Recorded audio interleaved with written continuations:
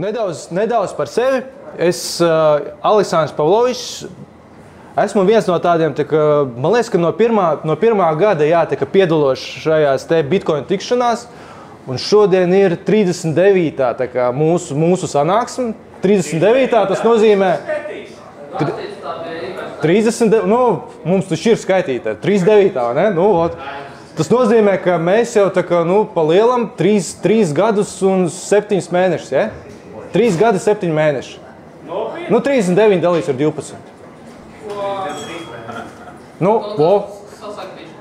Un sanāk, vairāk pa 3 gadiem mēs jau katru mēnesi savācamies un ļoti labi pavadam laiku. Un forši, ka mums, man liekas, arī ar katru reizi, dažreiz mazāk, bet plus mīnus tā līkni iet uz augšu uz leju, bet paliek mums vairāk. Ar ko es pats nodarbojos? Es 5 gadus biju jūrnieks, gāju uz lieliem okeāna tankeriem, plašajos okeānos, kā kuģu vadītājs. Pēc tam 5 gadus strādāju jūrniecības likumdošanā, izstrādāju likumus jūrniecības industrijā. Un salīdzinoši nesen pārgāju no publiskā sektora uz privāto sektoru, tagad nodarbojos ar jūrnieku darbā iekārtošanu. Tur pirms tam bija publiskais sektors, tagad privātais, priekš man tas ir diezgan challenge liels, bet pagaidām ir viss kārtībā. Pusgadu jau vēl privātajā strādāju, pressure ir, bet cīnos. Kam es ticu? Es ticu, ka Bitcoins ļoti vienkārši. Kas priekš manis ir Bitcoins? Bitcoins ir vienkārši brīvība apmainīties ar vērtībām. Nekas ne vairāk, ne mazāk. Tas ir, tas dod mums, tas dod citām valstīm, tas dod individiem, tur pasaules citām valstīm brīvību apmainīties ar vērtībām. Tas neviens cits to nevar ietekmēt. Es tam ticu. Kāds varētu būt tās 3 galvenās ziņas Latvijā? Latvijā tādā ekosistēmā. Nākamēnes būs Baltika Honeybežers 10. augustā. Paceļ rokas, kas ies? 3 cilvēki. 4. Baltika Honeybežeri, kas ies? Es iešu, es vēl neesmu nopies. Es grasos uzstāties. Jūs uzstāsieties? Tad pa 3, uz rokas. Bitcoin rezervs. Janīnas tā visa iniciatīva. Man liekas, ka tas arī Latvijas mērogā diezgan tās liels notikums attiecībā par Bitcoin. Un trešā tāda ziņa, Bitcoin kapitāls. Kur mums arī sēž cilvēki, kas viens ir no Rīgas, otrs ir no Liepājas, starp citu. Nezinu, viņš šeit ir. Sokolovs nav. Vai kāds zina Sokolovu tādu? Bet es precizēšu, pamatkapitāls nav ar Bitcoin. Bet, To līdz tam mēs tiksim. Jā. Pasaulē, kas notika, 14. jūlijā bija 123 atzīme. Tas nozīmē, ka uz leju neiet, iet uz augšu. Tad jau tas labi, vai ne? Priekš mums. Vēl tāds, tas varbūt ar to Viesturu Tamužu arī sasaucās ar to iepriekšējo. Amerikā pieņēma to Genius Act, tas nozīmē to, ka viņiem likumdošanas struktūra, ietvars, kas regulē to stablecoin, kādā veidā viņu var izdot, kāds ir viņiem regulācijas. Un kā to visu izmantot. Un tas ir labi priekš Bitcoin, jo tas vairāk cilvēku var nopirkt to Bitcoin. Trešā pasaules ziņa, tāda diezgan nozīmīga. JP Morgan, lielā banka, man liekas, drusku lielāka nekā Svetbanka. No nākamā gada viņiem būs lielais pilotprojekts, ka viņi piedāvās kredītus ar Bitcoin nodrošinājumu. Man liekas, ka tas ir vienkārši fantastiski. Bitcoin varam nepārdot, varam paņemt uz to kredītu. Tā nākamēnes tad būs tas Honeybežers 9. augustā. 7. pēc kārtas jau būs tas pasākums. Es biju tikai, man liekas, ka aizpagājušajā gadā, bija tajā pasākumā. Un īstenībā, viņš ir ļoti, teiksim tā, fantastisks notikums. ja tu gribi iekļauties tajā visā tajā pasaules mēroga, tajā bitcoin kopienā, sajust to bitcoinu savus ādas, tur veikt maksājumus ar bitcoinu, nopirkt hotdogu par bitcoinu, aliņu tur automatizētajā tajā automātā nopirkt, paklausīties gudrus cilvēkus, kā piemēram, jā, tas Adams Beks. Un... Jā. Nu, vienreiz nebija, ja? Divreiz varbūt nebija, bet, Nu, 7. taču ir, vai ne? 7. ir, bet ne pēc kārtas. Ne pēc kārtas. Labi, 7. jā, 7. bet ne pēc kārtas. Un, jā, tā kā nāciet, jā, tā kā vēl var nopirkt biļetes. Man liekas, ka biļetes priekš mums bija kaut kur 100. Man liekas, ka ir vēl pieejams. Man liekas, ir palicis daudz lētāk, jo kādreiz es atceros, es tur pa vairākiem 100. Tur bija tā, ka, man liekas, tie, kas dzīvo Baltijā, tas ir 50. 150, jā. Bet pirms tam es atceros, bija tas tā kā early bird, ja? Tur arī bija 150. Tagad arī tā kā, early bird 150 kā nopirkt pa 150, tā arī, es domāju, tūlīt tās būs 300 visiem. Domāju, ka vienkārši nav tik daudz. Jā, tas varētu būt. Un tad viņi ieviesa vēl to kruto pa 900 eiro, to VIP biļetes. Tur droši vien ar viņiem var ar to Adamu Beku tur aliņu iezert. Otrā ziņa, jā, Latvijā, paldies Janīnai, kur, jā, Janīna mums ir liels malaks. Viņa uzņēmās, tā teikt, līdera lomu, līderību, tādā diezgan tādā, es domāju, ka tas bija diezgan sarežģīti, tas bija piņķerīgi, ar visām tām manām balsīm tur piņķerēties un to taisīt to dokumentu. Neakceptēja 2 vai 3 nedēļas. Neakceptēja, jā. Un tur oficiāli tur 2-3 darbdienu laikā. Mēs viņam tur rakstīja, beigās mums izbasīja tādu, ok. Tad, man liekas, viņi pat beigās tev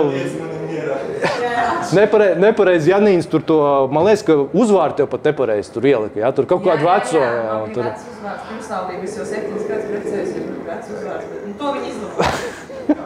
Bet 339 balsis. 339, tas ir daudz, tas ir maz, bet es nezinu, tā kā 339 partieši, tā kā tādi. 39, tā kā noņemt nos un būs 300. Tas, man liekas, ka tas arī parāda, jā, varbūt, kāpēc šeit nav 339.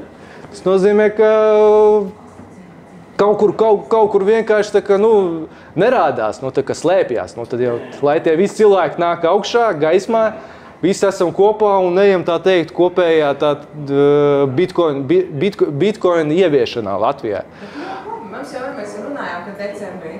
Mēs jau teicām, ka ja būs 400-500, tas jau būs baigi labi. Bet tas, man liekas, ka tas, palikuši vēl tikai 9766 balsis, bet mums ir kur attīstīties, ir kur iet, mēs tikai esam sākumā. Un Baltijas mērogā pirmie.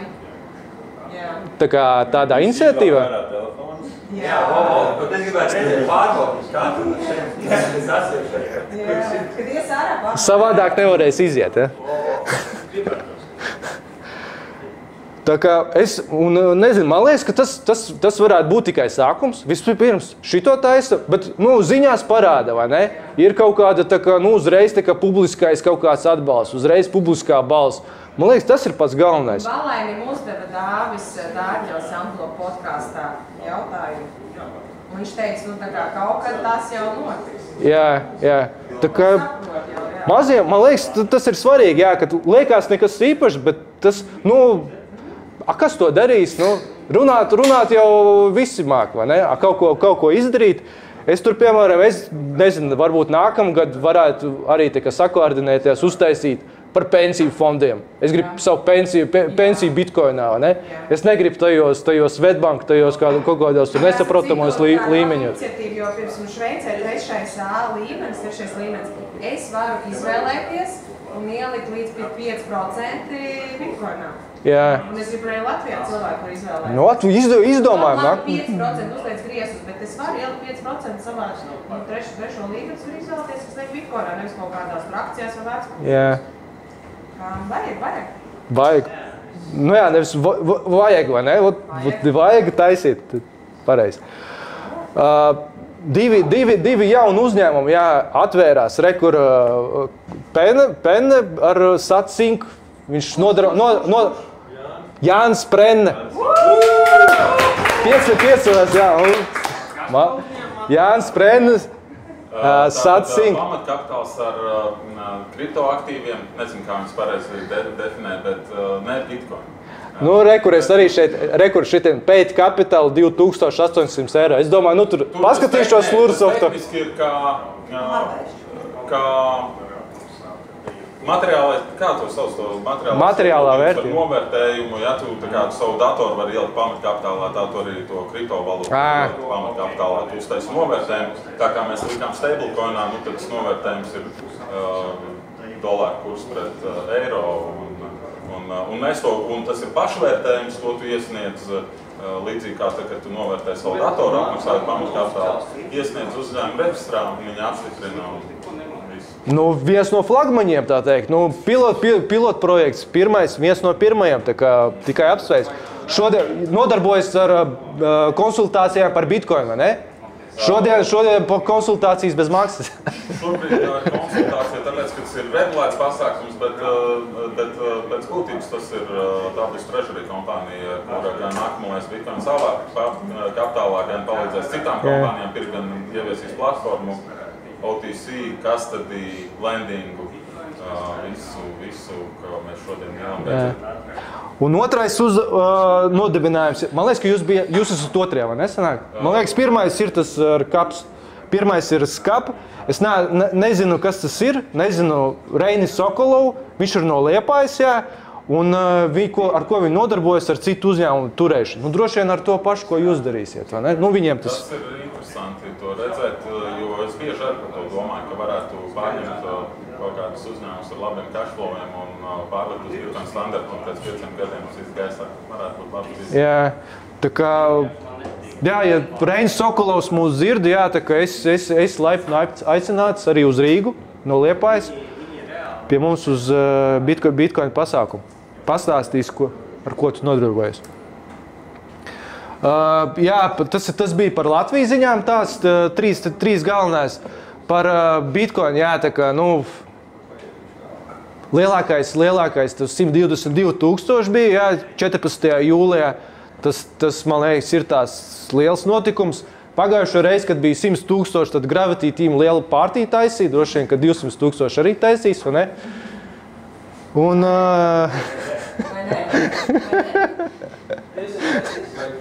Vai ne?